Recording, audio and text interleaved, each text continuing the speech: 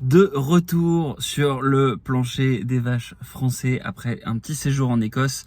Le passage de changement de température est difficile pour passer de 20 à 30 degrés. J'ai quand même ramené dans mes valises une dernière leçon de management écossais. Si tu n'as pas vu les précédentes, n'hésite pas à aller y jeter un œil.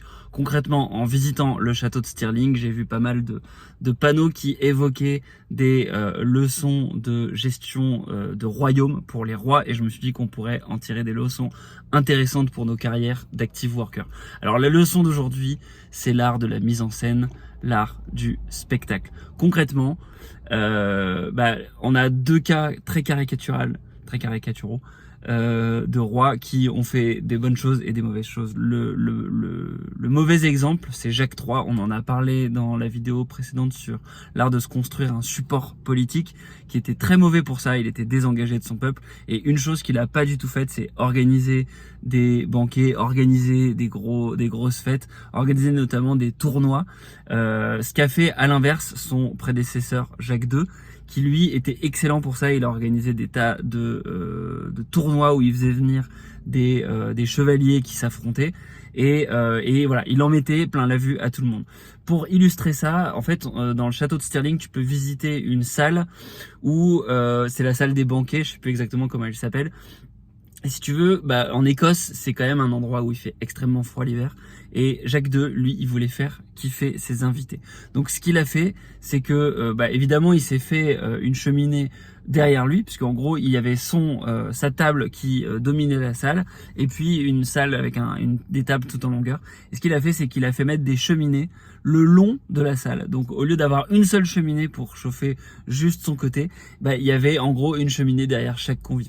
Et donc, ça traduit un petit peu l'esprit du mec quand il a designé sa salle de banquet. Il a pas juste fait un truc où il a un peu comme s'il avait la meilleure place et puis des pauvres radiateurs pour les autres.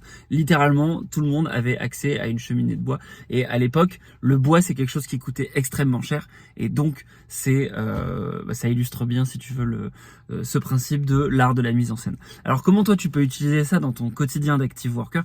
Évidemment, si t'es manager, chef d'entreprise, de toute évidence, tu as intérêt à dépenser une partie de tes bénéfices pour le bien-être de tes employés. Alors, c'est assez caricatural, il y a l'histoire des baby-foot, l'histoire d'avoir des beaux locaux. Avoir des beaux locaux, c'est quelque chose de chouette, parce qu'à chaque fois que tu rentres dans les locaux, tu te dis putain, c'est chouette, j'appartiens à quelque chose, et tout le travail qu'on fait, ça permet du coup de se permettre de s'offrir ce luxe-là. Ensuite, donc ça, c'est un premier truc, c'est les locaux évidemment, et puis toutes les facilités que tu vas permettre à tes employés. Et puis après, il y a aussi le fait de faire des grosses soirées, le fait de dépenser une fois dans l'année, de faire un grand événement pour tous les employés de la boîte. Et après, au niveau plus individuel, moi je pense que ça passe, notamment quand tu es manager, par le fait de payer des tournées une fois de temps en temps, de payer des cafés quand tu vas au restaurant, d'essayer de partager un peu le bénéfice que tu peux avoir, puisque forcément, si tu es manager, a priori tu as une paye un peu plus élevée que tes collaborateurs, et donc tu peux partager. Et puis après, si toi t'es propre collaborateur, ça peut être sympa lors de grandes occasions, si par exemple, je sais pas moi, tu valides ta période d'essai, si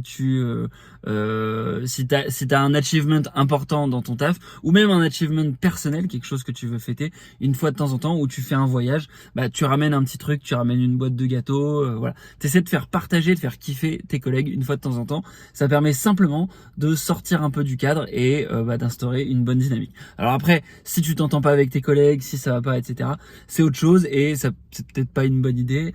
Peut-être que t'es plutôt sur le départ. Si c'est ça, n'hésite pas à aller voir les autres vidéos d'Active Worker. Il y a la playlist stress et mindset, la playlist gérer ton boss, la playlist communication, où tu pourras peut-être avoir des conseils pour mieux gérer la communication avec tes collègues. Sinon, c'est une bonne idée d'avoir un petit peu l'art du spectacle, l'art du kiff, si on peut l'appeler comme ça. Je te dis à la prochaine pour une prochaine vidéo. N'hésite pas à me faire kiffer en mettant un petit like sur la vidéo, mettant un commentaire aussi. Et puis voilà, à la prochaine pour une prochaine soit leçon de management écossaise, soit une autre vidéo Active Worker. Ciao ciao.